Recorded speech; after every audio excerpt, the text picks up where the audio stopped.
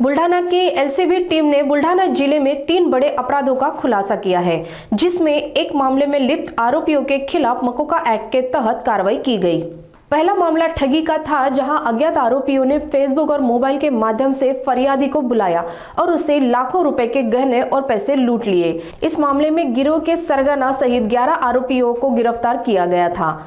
दूसरा मामला सुनार व्यापारी आदित्य अजित कुमार संचेती के साथ लूट का था, जिसमें आरोपियों ने उन्हें लूटकर 22 लाख रुपए की संपत्ति छीन ली थी।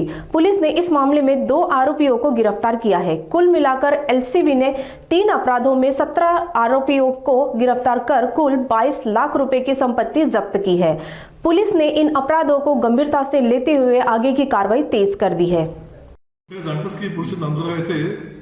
आम्ही एक गुन्हा दाखल करतो 523/2024 कलम 310(2), 307(3) भारतीय न्याय संहिता त्यानुसार गुन्हा दाखल करतो। एका व्यापाऱ्याला अज्ञात आरोपींनी आपल्या स्थळी बोलावून त्यांच्या हद्दीमध्ये त्यांना बोलावून त्यांना कॉपरचं त्यांना स्क्रॅप देतो स्वस्त दरामध्ये तांब्याचं, अशी त्यांना आम्ही टाकून त्यांना बोलावून त्यांना त्यांच्याकडून त्यांची फसवणूक केली होती।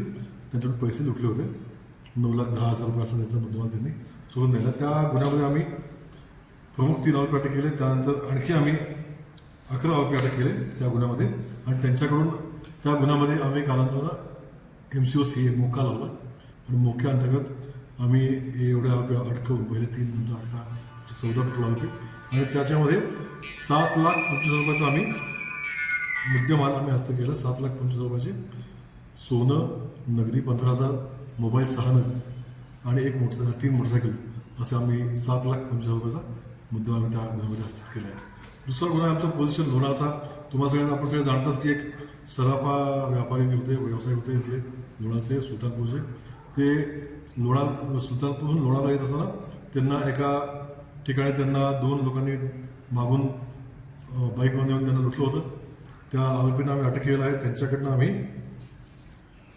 15,72,000 रुपयाचा माल आपण 15,72,300 अशी आपण सोनं आपण त्यांच्याकडं जप्त केलं आहे। तिसरा गुन्हा आपण सिंदखेड राजाचा, त्याच्यामध्ये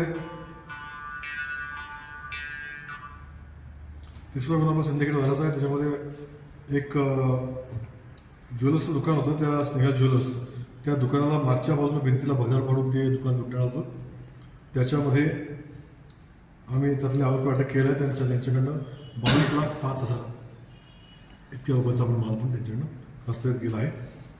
हे 3 गुन्हे आपण उघडकीस आले। एक महत्त्वाचे गुन्हे होते, खूप काळापासून आम्ही यांचा तपास करत होतो आणि आरोपींचा शोध घेत होतो। अनेक वेळा आम्हाला काही लीड्स मिळाल्या, आपण त्या लीड्स काही लीड्समध्ये आमच्या चुकीच्या ठरल्या। काही पुन्हा आम्ही त्याच्यामध्ये तपास केला, फेर तपास केला। अनेक संशयित आरोपींचा आम्ही माहिती घेतली, गुप्त बातमीदार लावले, इलेक्ट्रॉनिक सर्वेलन्स लावलं आणि आमच्या एलसीबीच्या टीम्सनी टीम्स आम्ही वाढवल्या त्याच्यामध्ये गुन्हा उघडकीस आणण्यासाठी।